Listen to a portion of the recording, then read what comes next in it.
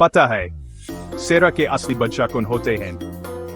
छोटे से इशारा दून। इनकी एक कोहान होती है और ये होते हैं बड़े ही प्यारे।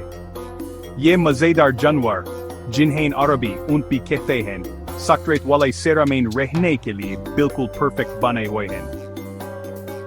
एक कोहान वाले ये ऊंट जिन्हें ड्रोमेडरी कहते हैं पता है कि जमा करते हैं चर्बी पानी नहीं, जैसे कि लोग अक्सर सोचते हैं। इससे वो काफी टाइम तक बगैर खाए भी रह सकते हैं। इनकी मोटी मोटी आईब्राउज और लंबी लंबी पलकें इन्हें तेज धूप और उड़ती हुई मिट्टी से बचाती हैं।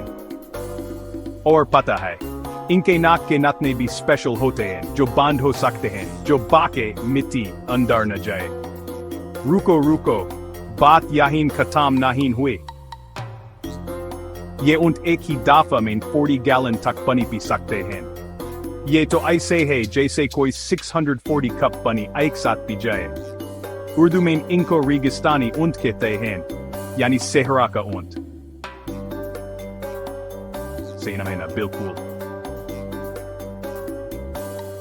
तो अगली दफा जब आप किसी ऊंट को देखो तो याद रखना ये सिर्फ वो नहीं जो दिखते हैं, इनमें और भी बहुत कुछ है।